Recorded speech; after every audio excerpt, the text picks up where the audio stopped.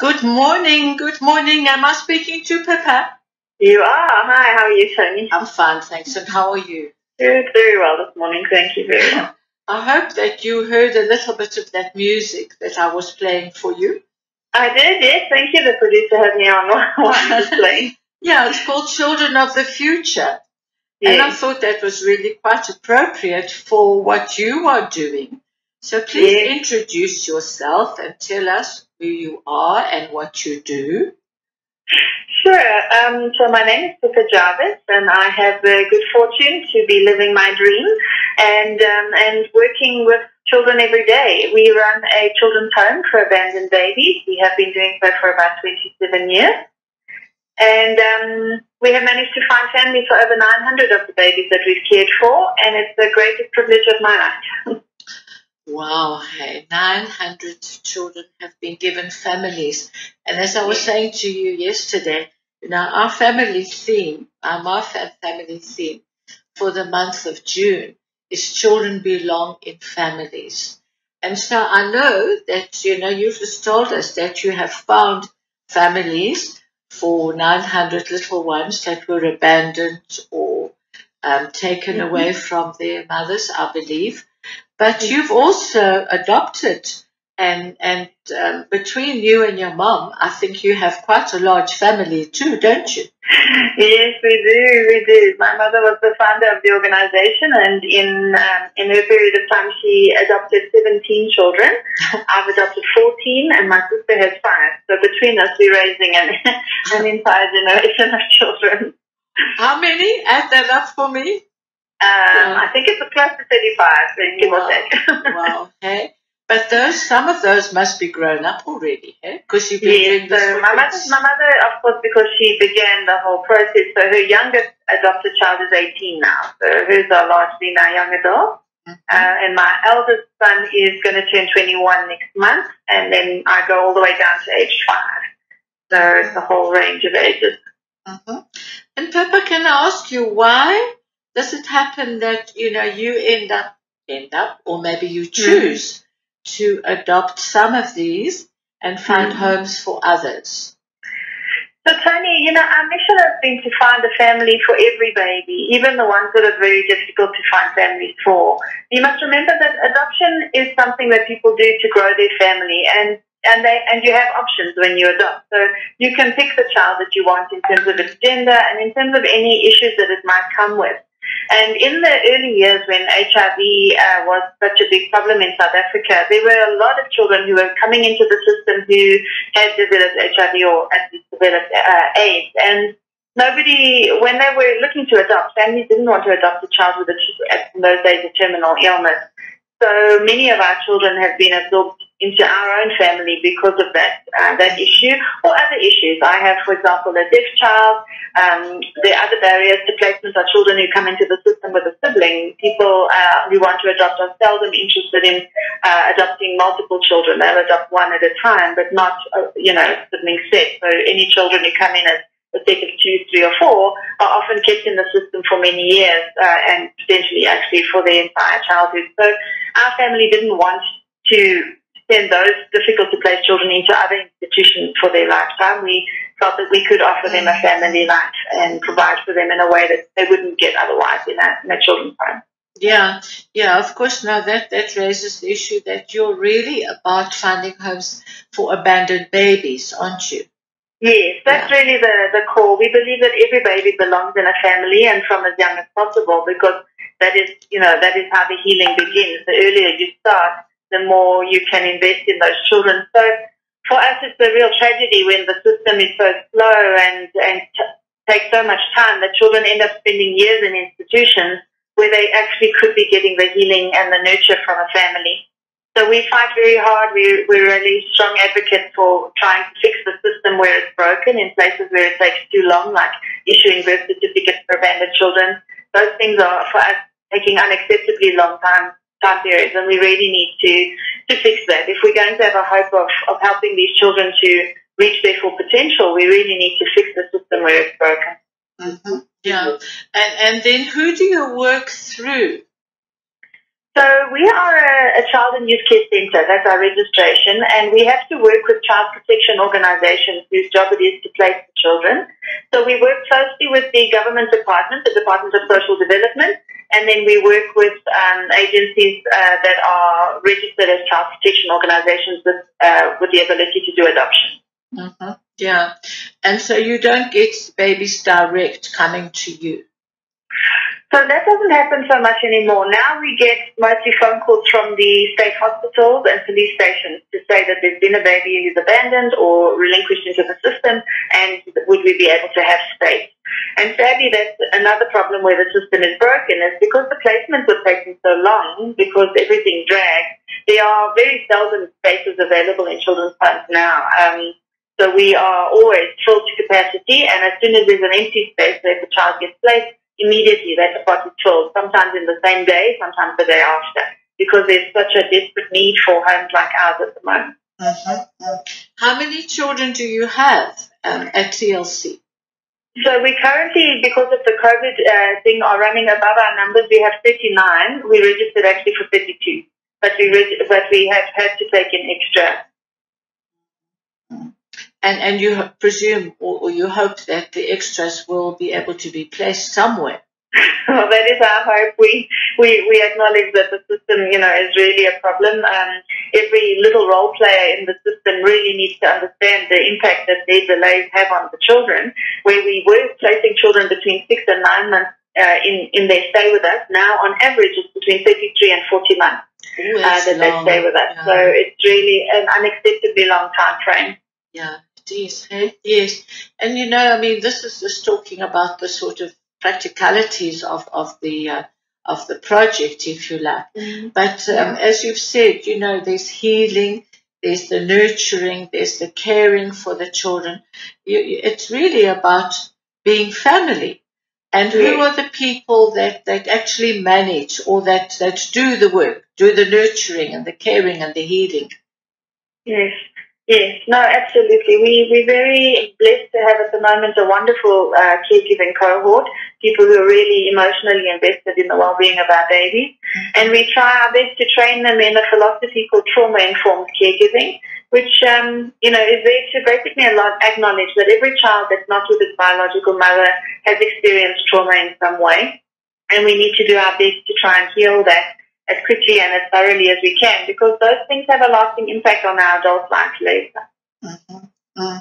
And then, what do you keep in touch with these children as they are placed? Where do they get placed? We're very, very blessed with that. So I think modern technology has helped with that. We have a private Facebook group for our families that have adopted, but we also have very close links with the families. In the early years, many of our babies were going internationally into adoption. It is still the case. It's just hampered now by bureaucracy. But what happens is in South Africa, the numbers of children coming in vastly overwhelm the numbers of families available to adopt or on the list to adopt. So you end up with many children who need an alternative to a local family. And for a long time, the government was helping us do international adoptions for those cases, but the children didn't end up in institutions all their lives. But sadly, politics has played a role, and all the problems with children and human trafficking and things have started to weigh in, and now we're finding that very few of our children actually go internationally, which means that more and more of them are ending up living in children's homes for their entire childhood. Sure. Yeah. So and then you have close connections with other children's homes who will, then care for the children as they. How long do they stay with you? So on average, it's almost 3 years, sometimes 3 years, sometimes 5, somewhere between 3 and 5 years. And like I said, that is not what we want. We would really like to place our babies into families before they're a year old. And we do believe it's possible. And we need more pressure, we need more families available. There's a lot of things that could be done, I think, to make sure that people and the adults of our country take responsibility for these children who never asked to be born. They never asked to be, a burden to anybody. They want to be a gift and a joy, and we want to match up those gifts and joys with their parents. That's right. Yes, yeah. And who are the type of families? Because obviously you need to recruit families to adopt. So how do you go about doing that? So actually, every adult South African pretty much is eligible to adopt. You just go through a screening process, and that process will filter out anybody who's unsuitable. And depending on which agency you work with, the process itself can be more or less cumbersome. But it is an important process. We don't want to make mistakes. So the families have to understand that there is quite a thorough vetting that goes through. But we take single families and of course, married parents. Everyone has an ideal of what a family should look like, but I think the modern society has become much more accepting of the fact that that's just not always possible, and that babies, single parent family are much better off than babies in a children's home. It's just a fact. So we need to support where we can people who are willing to adopt, but maybe don't necessarily have the same demographic or whatever that our traditional mindset would have. And we need community to stand beside adoptive families. People need to understand that adopted children often need access to specialized education. They need extra medication or medical care. They might need just social support from a psychological point of view. And people should really make that, I believe that professionals could make that an additional service offering to families and communities to say, look, if you've got an adopted child, I'll offer you, a specialized rate or an additional consideration, because it is hard for adoptive families. They often have to access multiple levels of support, and it ends up being very costly. Mm-hmm. Of course, we don't think about that, do we? Mm. Yeah. No. And I know that you are Catholics, and both of or certainly I know you and your mom have been very involved in church things, and I know that we've, I think, come across each other in like sexuality education type of programs and so on. But there's no necessarily direct connection with any religion, I presume, that you. No. We, like I always say that my religion is love. God is love. that is the premise of everything that I stand for, is that everybody deserves to be loved, because that's how they see God. And so, I really am, I'm a big fan of collaboration and unity, and that's the message that I like. Mm-hmm. And so do the children get baptized? That's a funny question, because it's the feast of St. John the Baptist today. So we're talking baptism. Yes. Yeah. For many years we were baptizing our children. It has become a lot more logistically problematic, just getting a priest to come to us, because it's very difficult to take all our babies to Mass. Mm-hmm. But it is something that we've done. Mm-hmm. Yeah. But I suppose that there would need to be somebody to sponsor that, Yes, of course, and that is also always an additional thing. Although the church has been very amenable to allowing us to use, the sponsors that we have available. Yeah. Oh, that's sweet, isn't it? Yes. Yeah. Do you get more boys than girls, or more girls than boys, or is there any kind of preference? It used to be that we would get more boys than girls. I think there was for a long time, a sort of a thought process around the usefulness of girls, particularly if they were kept by their single mothers, and in comparison to boys. But that has changed several years ago now. It's pretty much a 50-50. We end up with babies of both gender now on an even split. Yeah. Okay, now what is your favorite little story, if you like, about your ministry? It's a ministry, isn't it? It is a ministry. It is. Sure, there are so many things that, kind of capture your heart when you're dealing with children. It's hard to identify just one. But I think for me, the joy that I get in seeing the children thriving, we've learned a lot in the years, and we've had different ways of doing things just to try and cope with the various, obstacles that come in our way. But what we've always seen throughout it is that the children just thrive if you love them. That's all they really need. They will have their problems, you'll have your hiccups.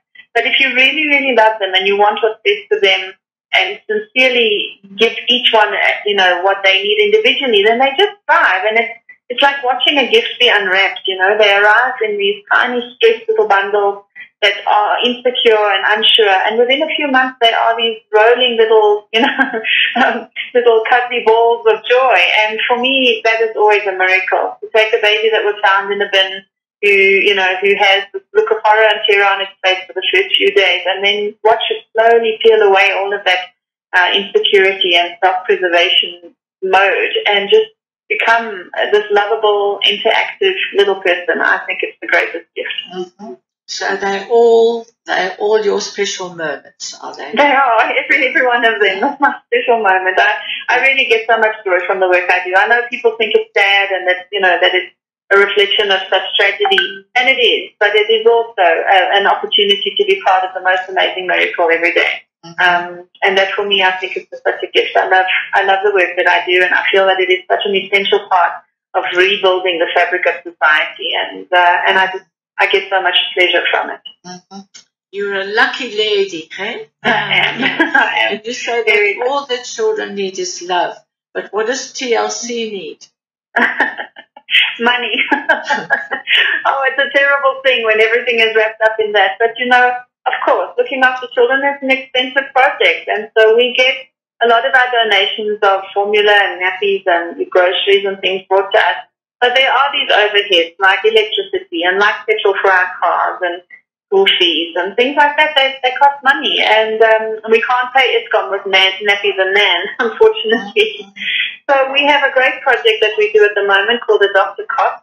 It only requires people to sign up for 100 Rand a month, and in exchange they get a beautiful email of the baby that they're sponsoring every month, and it shows a couple of photographs, and it tells how the child is developed in that month, a little bit about their personality, and we in exchange get that 100 Rand that we can put towards our essential costs and bills, and it's helping us so much. So if anyone was going to do anything, I would recommend they sign up for our Adopt a Cot program. Mm-hmm. But I dare say you could adopt more than one cot, couldn't you? Yeah, no, absolutely. So people are free to donate. The minimum is 100 Rand, but people who can afford more than that, we would be so grateful. And in exchange, of course, you can get multiple cots sent to you. But some people feel like that ends up being a bit like spam. So we have a cot that's dedicated. Well, we have one newsletter that's dedicated to all of the cots in our newsletter. So the 10 cots that we sponsor would be one email, and so people can select that as well. Okay. All right. And how do people get hold of you if they want to speak to you or come and visit? Or So our website is the best place to follow us, our website and our Facebook page. But you can find our link to our Facebook page on our website, which is www.tlc.org.za. So tlc.org.za. And then all our details are on there. At the moment, because of the COVID lockdown, we are protecting our babies and caregivers. So we're not accepting visitors, but we are still accepting donations, which are taken at the gate. And then people can follow our progress on Facebook. People love it. There's lots of everyday cute baby photos and little stories and interesting information. So people must please feel free to Facebook follow us. Okay, so the website is more the information and the Facebook is the ongoing story. It's the day-to-day life. Yeah. If you want to live at TLC, then you need to follow us on Facebook. Okay. Well, that's super. Thank you. Thank you, Pippa, for sharing with us. And I hope that some of our listeners will be interested in becoming involved in whatever way they can. Are you still there? I think I've lost Pippa, have I? No, I'm here. There you are. There you are. Okay. All right. But thank you so much. Very much. And all the very best. And I hope we all survive this difficult time, which is what I'm going to be talking about now in the rest of our program. So thank you so much. And we've got another little piece of music for the listeners called Come On, Children. Thanks, Toni. Thank you. Bye-bye. Bye.